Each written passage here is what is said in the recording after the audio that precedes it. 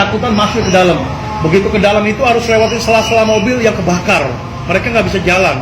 Itu sampai badannya kebakar banyak supaya masuk.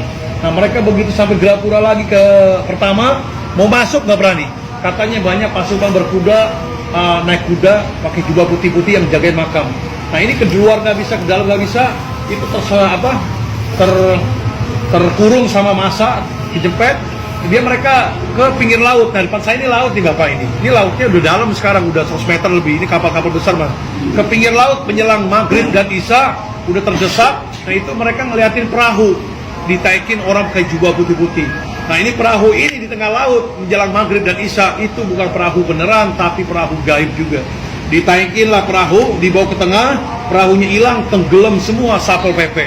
Itu masuk koran, masuk TV, 800 Satpol PP hilang di laut, 75 brimob hilang di laut.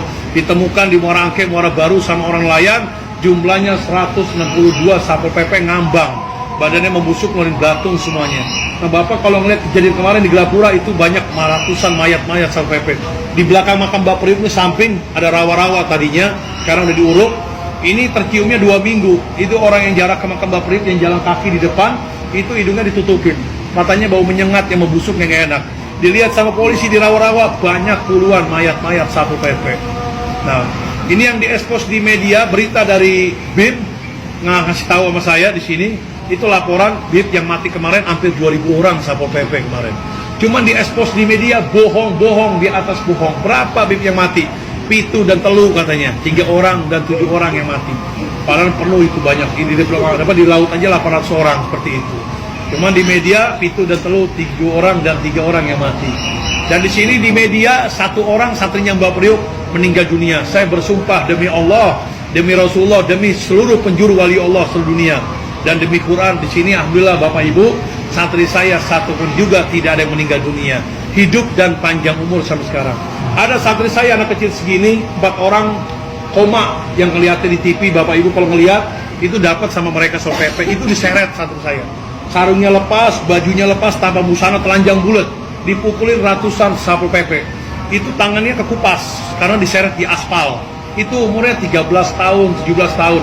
Santri saya tuh sama dia kayak binatang udah. Santri saya kayak binatang. Itu diseret, dipukulin, ditendang-tendang, diinjek-injek. Itu udah gak berdaya, saya ngeliatin, gak tega saya, siapa itu namanya saya lagi itu gak tahu. Lihatin, itu dilempar ke truk sama dia, dilempar ke truk, dibawa ke rumah sakit depan. Itu dokternya angkat tangan dari santri saya, udah gak bisa ada harapan. Ini satunya Mbak Priok, anak kecil ini udah gak ada harapan hidup, 95% pasti mati katanya. Itu diimpus, keluar lagi, diimpus, keluar lagi, gak bisa.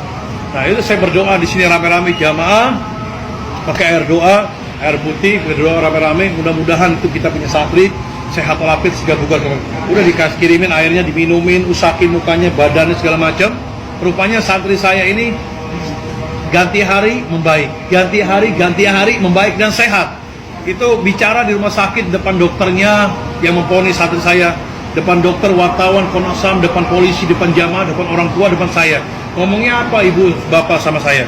Bib, lagi tidur di rumah sakit yang nungguin bukan hanya orang tua saya Bib. Habis siapa? Orang pakai jubah putih banyak di rumah sakit pada nengokin saya. Dan saya didatengin sama Sunan Ampel rahmatullah. Sunan Ampel mana? Yang di Ampel di Surabaya. Padahal ini anak kecil ini emang ada niat saya mau ziarah Wali Songo, cuman belum kesampaian. Tapi didatengin sama Sunan Ampel nih, luar biasa. Dan saya didatengin lagi sama junjungan Nabi Muhammad. Nabi Muhammad seperti apa? Saya bilang itu badannya bersinar, Bib, gak kelihatan wajahnya. Yang ketiga kali kelihatan, ditanya ini penjenengan siapa? Saya adalah Habib Hasan bin Muhammad Al-Haddad yang dikenal Mbak Priok. Rupanya anak kecil ini didatengin bapak sama Mbak Priok ke rumah sakit.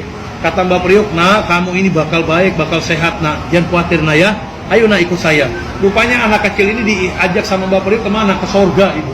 Ayo nak ikut saya ke sorga. Begitu ngomong sorga katanya sekejap mata doang, itu dilihat sama anak kecil ini, sorga itu penuh ribuan buah-buahan. Kata Mbak Priok ini katanya, nah kamu ambil buah-buahan mana yang kamu suka, habisin nih. Mau diambil nggak tahu nih anak ini saking banyak. Yang dikenalin cuman anggur doang, anggur yang dimakan sama anak kecil ini. Banyak bapak buah-buahan.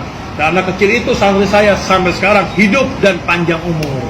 Sampai sekarang. Itulah singkatnya kemarin kejadian 2010 tanggal 14 April kalau nggak salah di situ kejadian. Jadi, nah dapat 2 minggu wali kotanya datang nemuin saya. Peluk-pelukan sama saya minta maaf, Bib. Saya minta maaf. omongan Habib ini benar manjur. Iya bapak si gendeng, saya bilang. Makam wali Allah dibilang mati, orang hidup. Basarianya Nabi Muhammad dikubur, wali Allah dikubur, sahabat Nabi dikubur. Hakikatnya beliau nggak mati. Basarul kabasar serupa tapi tak sama, seperti itu. Akhirnya sekarang udah apa namanya? Udah aman sekarang Pak. Dan ini mau dibangun Pak sama uang Pemda, dikasih dana hampir 30 miliar sama uang Pemda. Cuman ditolak sama orang tua saya lagi masih hidup. Saya bilang kenapa Bapak nggak mau aja? Jangan, itu uang panas, uang nggak benar katanya. Jangan. Jadi saya sama orang tua jadi amanat. Di sini makam sederhana dan asli, uangnya juga uang dari orang-orang yang jara-jara seperti ini. Jadi udah apa namanya tanpa proposal Pak di sini seperti itu. Luar biasa ya. Dan doakan saya juga Pak biar bangun masjid di sini.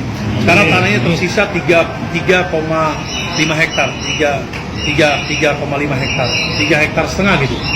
3 hektar setengah tersisa buat bangun masjid, pesantren, madrasah. Mudah-mudahan nggak ada lagi kejadian lagi. Biar saya ngalamin dan orang tua saya belum meninggal ngalamin juga. Cuman sekarang ujian saya di